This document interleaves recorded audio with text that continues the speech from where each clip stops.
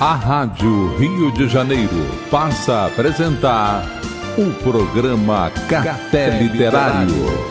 Produção e apresentação, Henrique Fernandes. As coisas mais preciosas e importantes chegaram em minha vida quando tive coragem para ser vulnerável, imperfeito e tolerante comigo mesmo. O perfeccionismo não é o caminho que nos leva aos nossos talentos e ao sentido da vida. Ele é um desvio perigoso. Amigo ouvinte, inicia o programa Café Literário pelas ondas fraternas da Rádio Rio de Janeiro. Aqui falando Henrique Fernandes, produtor e apresentador. A frase que lemos encontra-se numa obra bastante conhecida atualmente e que se chama A Coragem de Ser Imperfeito. A sua autora, Brené Brown, uma destacada pesquisadora na Universidade de Houston, nos Estados Unidos.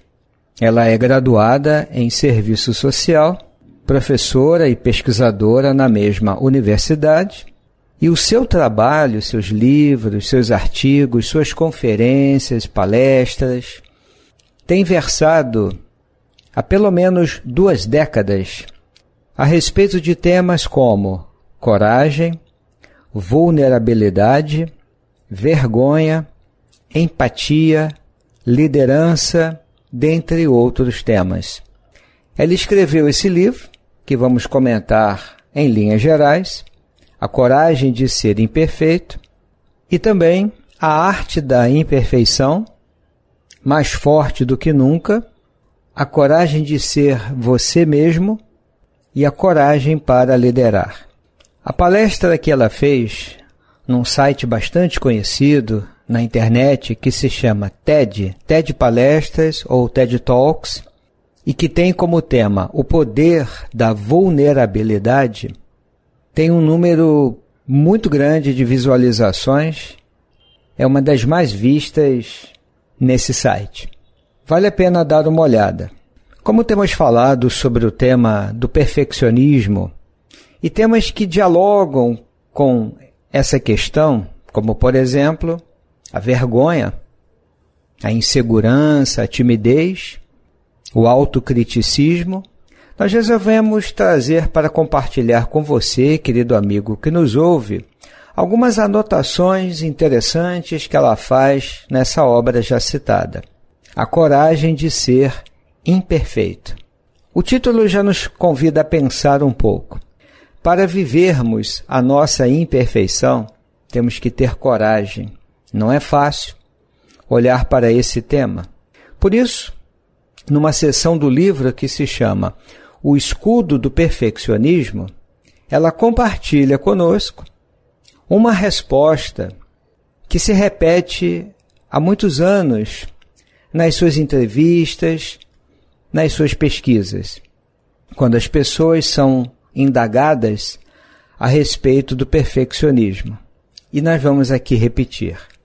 Ela anotou assim: as coisas mais preciosas e importantes chegaram em minha vida quando tive coragem para ser vulnerável, imperfeito e tolerante comigo mesmo. Vamos refletir um pouco sobre isso? Eu repito, isso foi falado por muitas pessoas ao longo desses anos de pesquisa. E ela diz assim: o que mais ouvi ao longo de todos esses anos é uma mensagem clara. E é exatamente essa mensagem lida.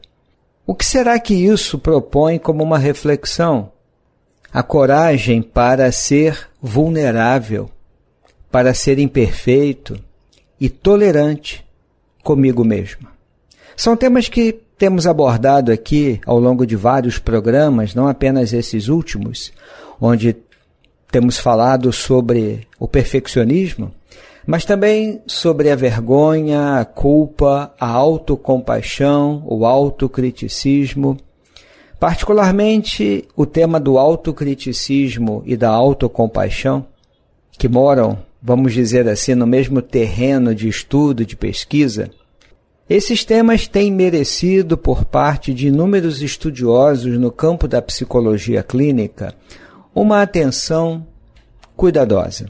Porque já se sabe, através desses mesmos estudos bem fundamentados, estudos clínicos sobretudo, que existe uma relação entre a nossa saúde mental, os nossos processos emocionais e, mais ainda, alguns transtornos emocionais, psicológicos. Já se sabe que existe uma forte relação entre esses quadros de sofrimento, que geram sofrimento, e a forma como nós lidamos conosco.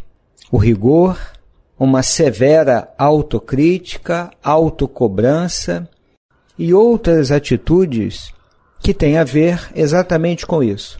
Essa rigidez, essa severidade com que lidamos com as nossas respostas emocionais. Por exemplo, eu não aceito o que eu fiz, eu sou realmente uma pessoa horrível, eu não mereço o amor, a atenção, eu sempre cometo os mesmos erros, penso que na verdade eu não tenho jeito. Coisas do tipo, eu não admito ter falado, ter pensado, ter sentido isso, eu tenho um defeito, eu tenho uma falha grave.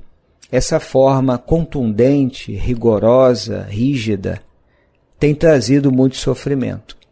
Então é preciso uma abordagem mais autocompassiva, que não significa autopiedade, que não significa fechar os olhos para padrões pessoais que merecem atenção, cuidado para ensaiarmos mudanças e mais maturidade emocional e crescimento psicológico. Não é sobre isso. É a forma severa, rígida e excessivamente crítica conosco. É como se tivéssemos aprendido que precisamos aceitar a imperfeição, a vulnerabilidade dos outros. Mas temos que ser implacáveis, rigorosos conosco. Isso tem trazido, vamos falar outra vez, muito desconforto, muitos problemas e até alguns transtornos emocionais em algumas situações.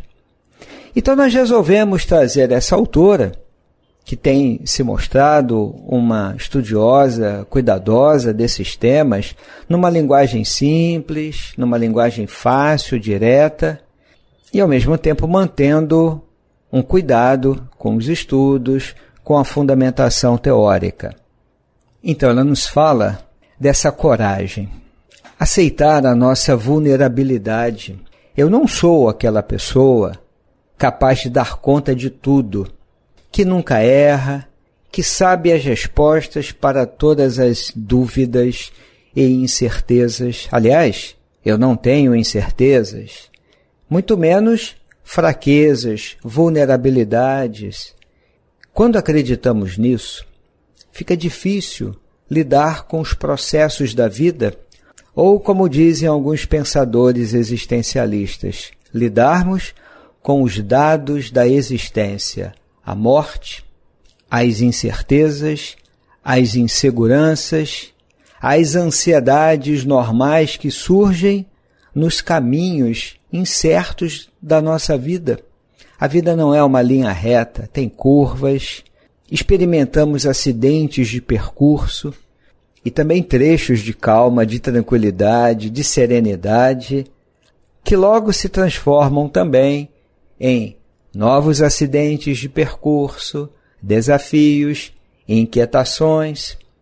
Então a nossa vulnerabilidade, a nossa imperfeição, não representam necessariamente obstáculos, impedimentos para uma vida mais saudável.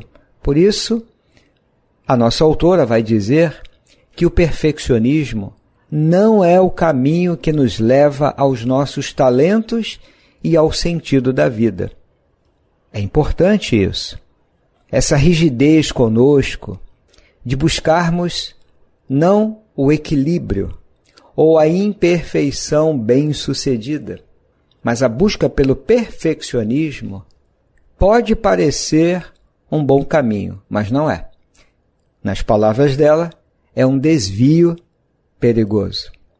Ela, inclusive, admite no texto que ela é uma perfeccionista em recuperação. Por isso ela pode escrever um livro como esse, A Coragem de Ser Imperfeita. Ela assume, ela admite que está num processo de recuperação. E, ao mesmo tempo, ela se apresenta como uma aspirante ao time do bom o bastante. Ou seja, está num processo de recuperação, de tratamento do perfeccionismo, palavras dela, e deseja participar, integrar um time novo, bom o bastante. Aquilo que o Robert Leahy, que citamos em outros programas, é a imperfeição bem-sucedida. Ela chama aqui de bom o bastante. Porque numa sociedade como a nossa, aprendemos isso com o Dr. Paul Gilbert, da terapia focada na compaixão, e outros autores que ao longo desses programas chegamos a considerar, a citar. Numa sociedade focada na competição, no lucro, na exclusão do outro, não é fácil abandonar a crença de que o caminho ideal é o caminho do perfeccionismo. Não é.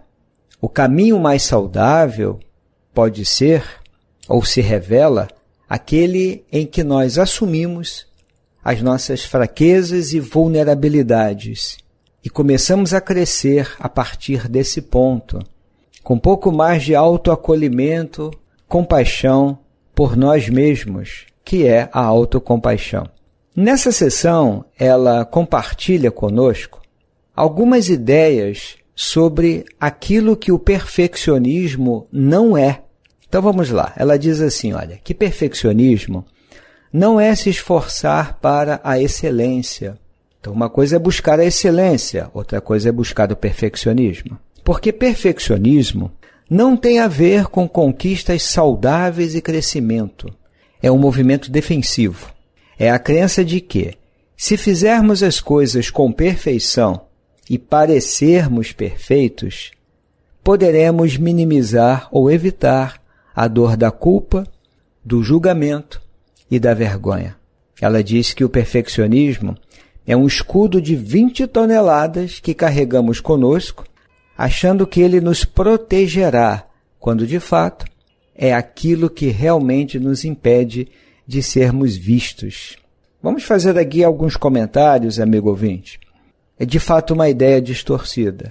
Buscar a excelência com equilíbrio, com autocompaixão, reconhecendo seus limites, enfrentando os seus limites compassiva e autocompassivamente.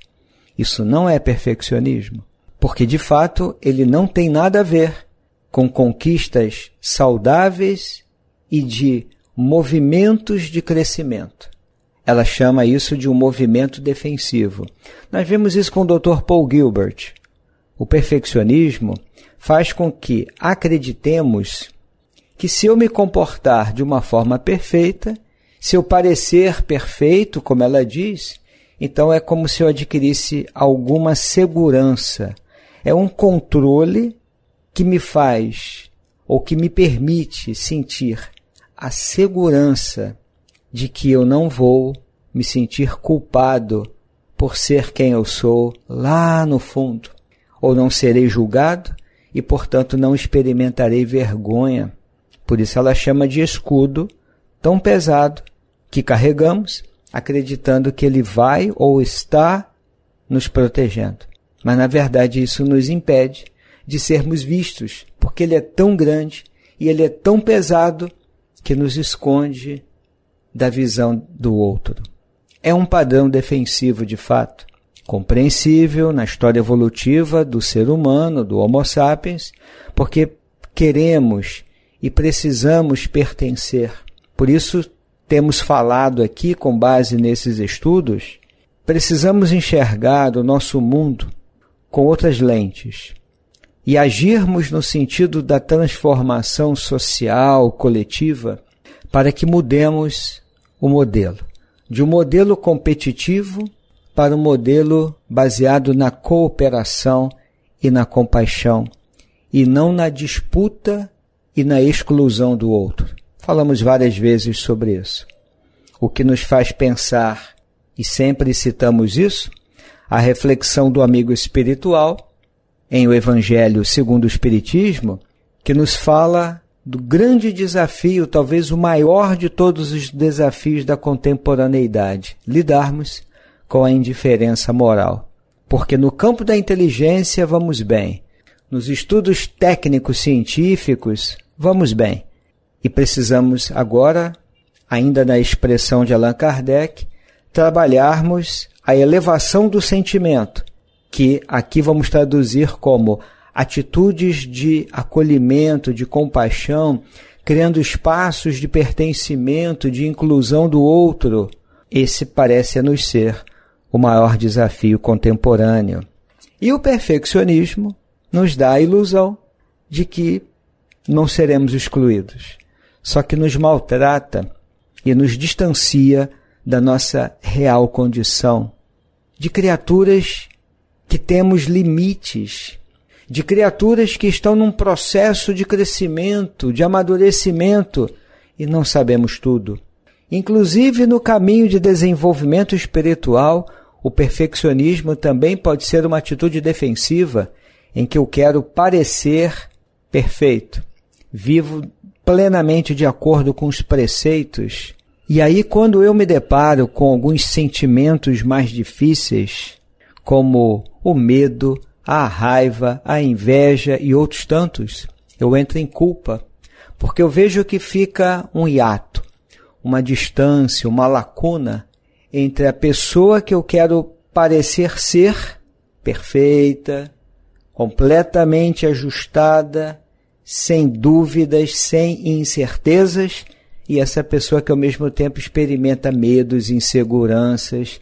Às vezes não sabemos escolher o melhor caminho, mas estamos num caminho espiritual que nos ensina o norte da nossa existência e os valores que temos que abraçar.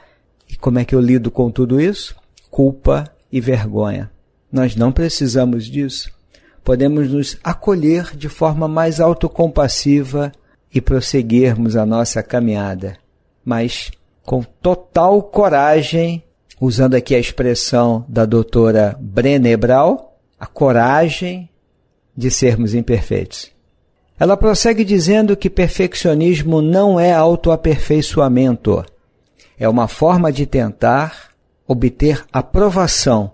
Na essência é isso mesmo. Ela diz: a maior parte dos perfeccionistas cresce sendo louvada por suas conquistas e seu bom desempenho, notas, boas maneiras, regras cumpridas, trato com as pessoas, aparência, esportes, etc. Em algum ponto do caminho elas adotaram esse sistema de crença perigoso e debilitante. Eu sou o que eu realizo e quão bem o realizo. Isso de fato é muito perigoso. Eu sou o que eu realizo e quão bem o realizo. Não, isso não é verdade, amigo ouvinte. Quando o empenho é saudável, diz ela, eu foco em mim mesmo. Como posso melhorar? Como posso agir para crescer, para amadurecer? Isso é saudável. Mas o perfeccionismo é focado nos outros e diz assim, o que eles vão pensar. Por isso dialoga fácil com a vergonha e com o medo do julgamento e no fundo, lá no fundo, o medo da exclusão. E como já dissemos, há fatores individuais e sociais nesse processo. Eu não sou o que eu realizo. O meu valor como pessoa não está no resultado das minhas ações, querido amigo que nos ouve. Eu sou o que sou. Eu não sou o que eu faço. Quando aquilo que eu faço tem como resultado algo ok, algo bom, isso significa que eu sou bom ou que eu seja bom? Por outro lado, quando eu faço algo que não dá certo, que gera alguma consequência que eu não desejaria que ocorresse, então quer dizer que eu não sou bom, que eu não sou ok? Não é sobre isso. É sobre o processo de crescimento. E esse processo tem complexidades, dificuldades. O meu valor está em ser humano. Humano imperfeito, num processo de crescimento e de amadurecimento. Errar não é bom, só que faz parte do processo.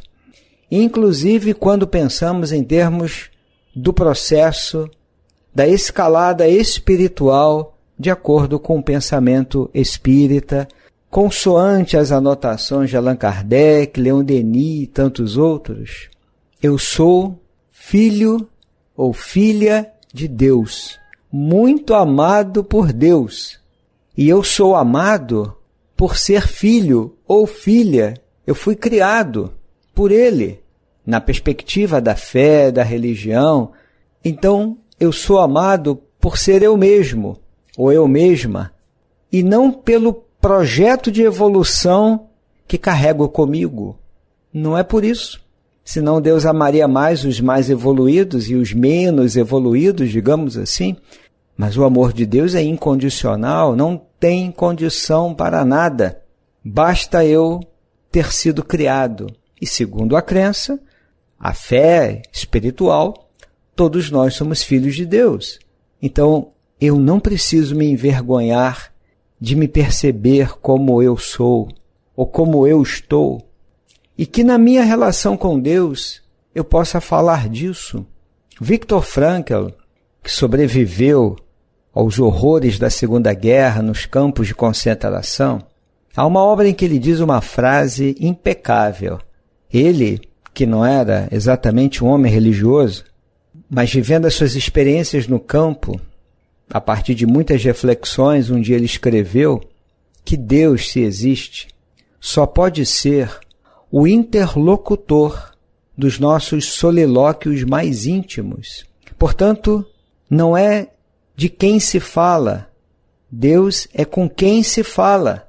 E eu posso abrir o meu coração e falar das minhas inseguranças, das minhas vulnerabilidades, das minhas culpas, e eu continuarei sendo muito amado por Ele, com toda essa minha riqueza emocional, porque eu sou criatura, e eu não tenho valor pelo que eu faço, eu tenho valor por ser criatura, filho, filha de Deus. Essa reflexão ela não coloca aqui nas páginas, nós estamos fazendo um pequeno diálogo. O perfeccionismo não é a chave do sucesso, diz ela. A partir dos seus estudos, ela comenta que o perfeccionismo dificulta a conquista, porque está relacionado com depressão, ansiedade, compulsão e também com uma certa paralisia da vida e a perda de oportunidades. O medo de falhar, de cometer erros, de não corresponder às expectativas dos outros, o medo de ser criticado. Esse pacote, que é do perfeccionismo, mantém o perfeccionista, usando aqui as palavras dela, mantém o perfeccionista fora da arena da vida, onde a competição e o esforço saudáveis se desenrolam. Por fim, diz ela, o perfeccionismo não é uma maneira de evitar a vergonha, é uma forma de vergonha. Quando lutamos contra o perfeccionismo, também lutamos contra a vergonha. Achei isso bem interessante. E logo em seguida ela apresenta algumas definições de perfeccionismo, que vimos até agora o que ele não é. Ela diz que a ideia básica do perfeccionismo é qual?